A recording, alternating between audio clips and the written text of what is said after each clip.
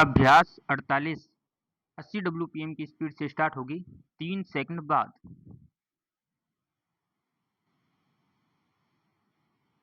Start.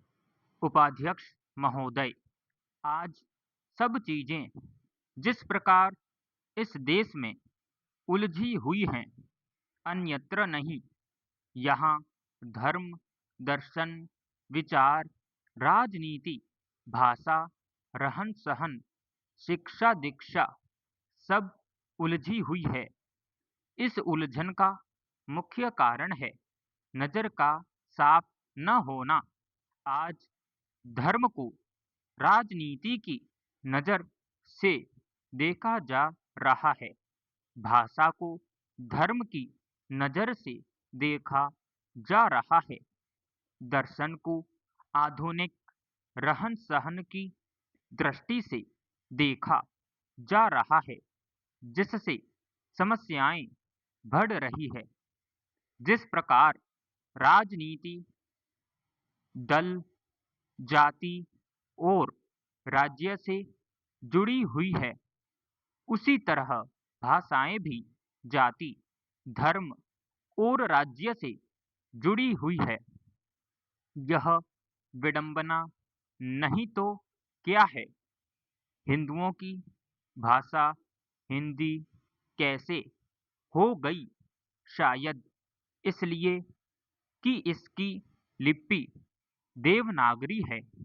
Urdu मुसलमानों की भाषा शायद इसलिए है कि करोड़ों हिंदुओं के मुसलमान बनने पर भी मुसलमान सबकी नज़र में विदेशी रहे और उर्दू लिपि को विदेशी माना गया।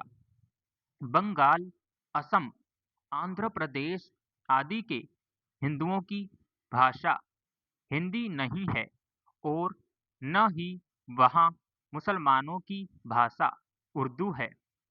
बंगाली, मद्रासी, असमी हिंदुओं की भाषा हिंदी नहीं होने के कारण ही हिंदी भाषी हिंदुओं से उनका पृथक अस्तित्व बना हुआ है।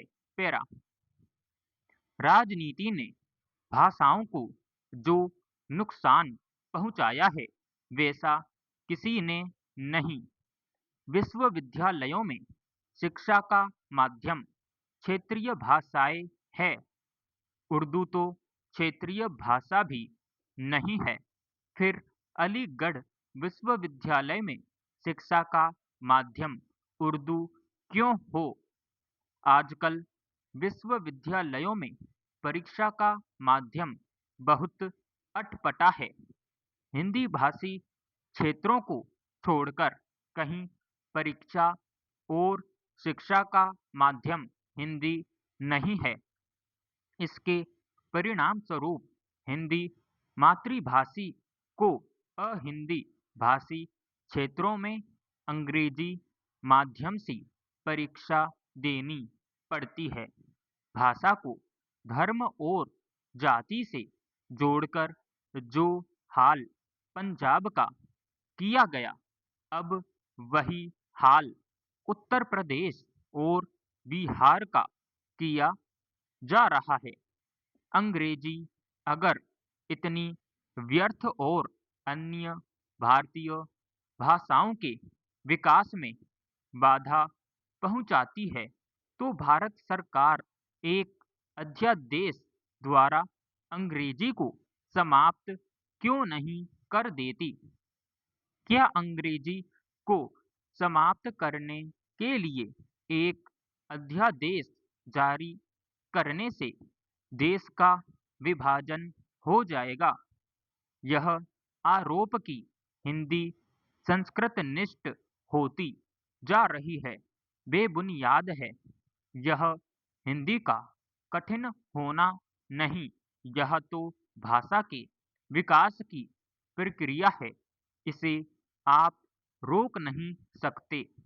जैसे जैसे मानवता और संस्कृति में विकास होता रहता है, उसी प्रकार भाषाओं में भी विकास होता रहता है। और यह सहज स्वाभाविक है।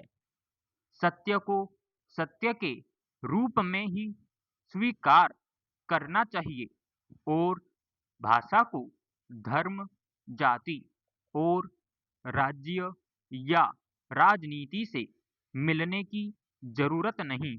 समाप्त।